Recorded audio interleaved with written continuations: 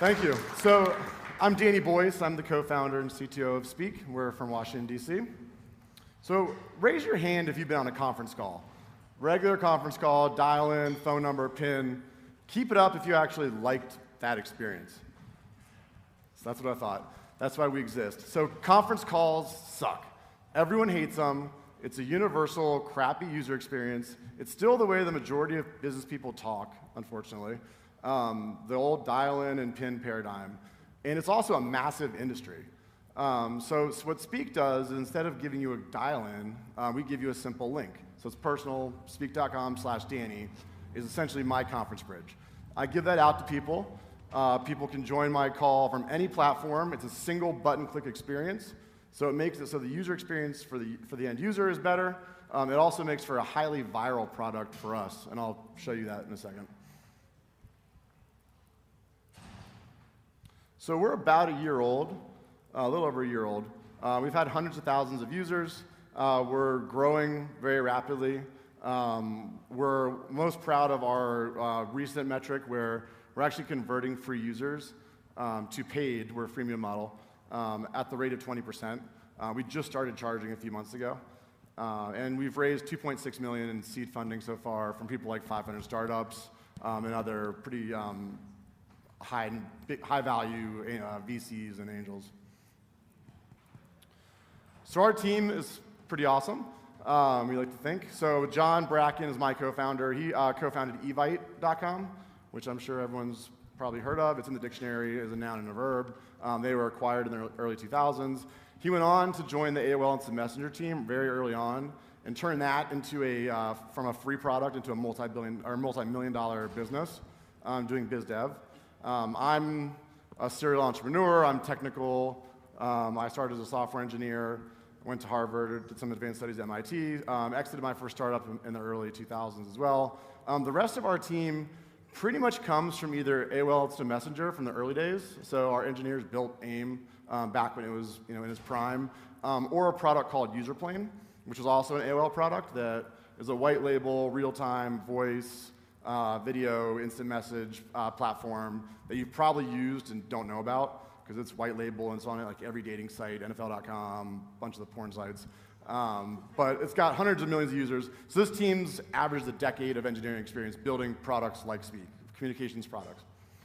So since we're in Vegas, I figured I might as well roll the dice and do a live demo on stage with our most famous user.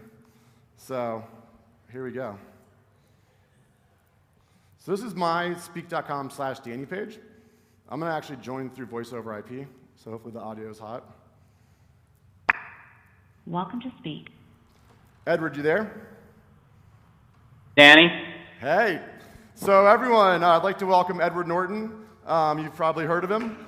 He's a famous actor, producer, director, entrepreneur, and most importantly, active Speek user.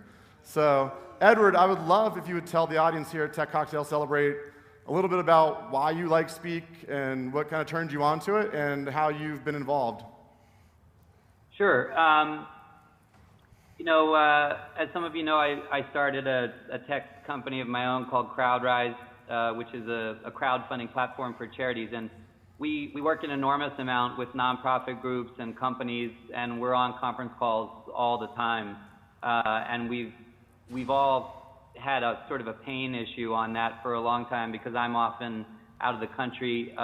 And one of my partners happened across Speek a number of months back, and we started using it. And I'd say within a month, we had started using Speek almost exclusively across not only CrowdRise as a company, but also my film company and another company that I'm involved with. And I think that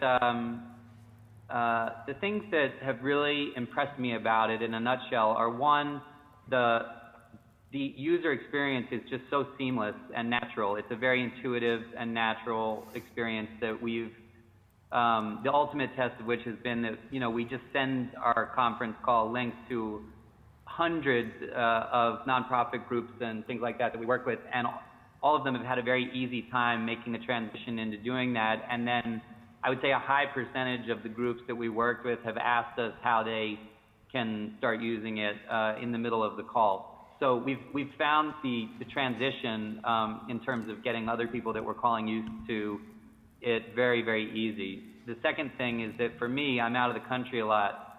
So the capacity to do the, calling as I'm doing right now on Chrome, voice over IP, has been a game changer for me because I'm not dealing with setting up conference calls with a different international link or making international calls from my phone. And so it's been, I was working in Canada all summer, and I made calls all over the world using Speek all summer. Thanks, Edward. We just got the time hook, but I definitely appreciate your time. No problem. Thanks for coming on, and good luck hosting Saturday Night Live this weekend.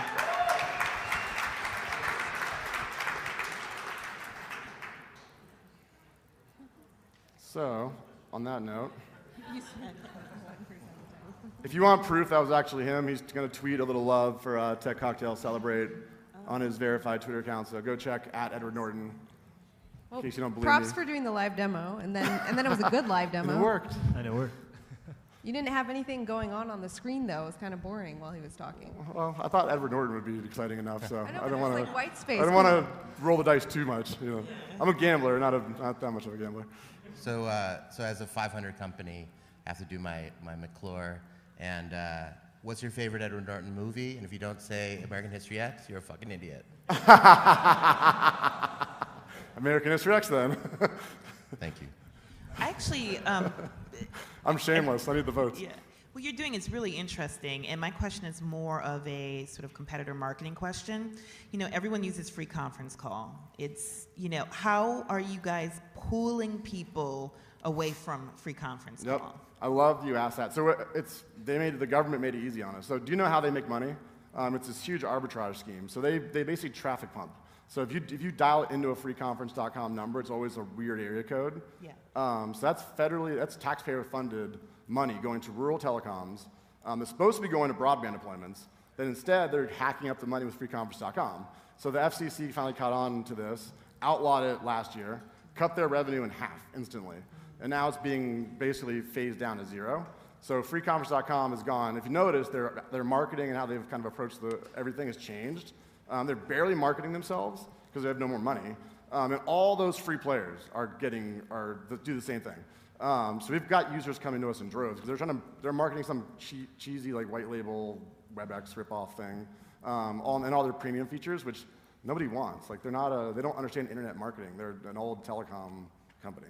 What are the premium features? So if I upgrade, what do I get? Sure. So for free, you get a Speak link, personal Speak link. For free, you can have a call up to 5 callers.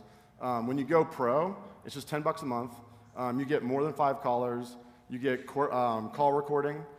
You get international, so you can actually call from like Russia for free, a Speak call. And then you can also do file sharing. So on a conference call, when like a lot of times you have to email around that attachment, and everyone stops and hits send and receive and like waits. So we have this really simple, just drag and drop, and you can pull in a file from any of the cloud. Do you do anything like Join Me? Join Me is a very similar. Really simple to use. I feel like all my CEOs are using it nowadays. And they also outsource their voice platform because they couldn't figure out voice. So TurboBridge. Like a partnership opportunity? we've had discussions. So something will definitely happen there. There isn't an actual phone number you get, right? Like it's just a URL.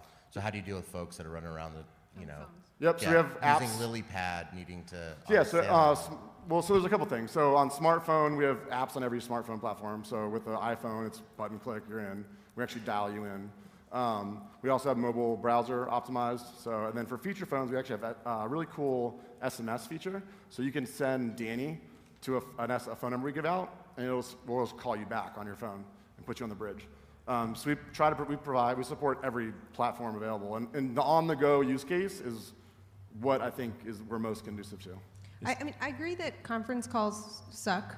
I also wish that all the people putting all this effort into killing free conference call and WebEx and all them, would do something else for the world, because it's crazy how much entrepreneurial effort is going into this one problem, and I don't see anyone standing out. But that aside, taking what you're doing, because I would appreciate a better solution, what do you do about the fact that that's just an open URL?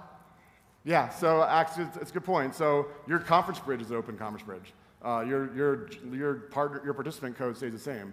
There's horror stories of M&A deals gone bad because people just dial in because they remember the conference bridge code. So we actually have a visual interface, which you just saw. So I can actually see anyone who joins my call, and if I don't know who they are, I click a button and they're gone. So it is inherently more secure than a dial-in. Because all you hear in a dial-in is a beep when someone joins. Like, who knows who that person is unless you ask. So just as we're moving up the enterprise, we're getting more and more bigger companies buying Speek. And we're going to do a Teams offering soon. We're going to do a lock feature, so you can actually lock your bridge. So if you're not on it, or if you're on it and you know, okay, these 5 people are who should be on, lock it. I want to make sure no one else can join, just as an additional piece of security.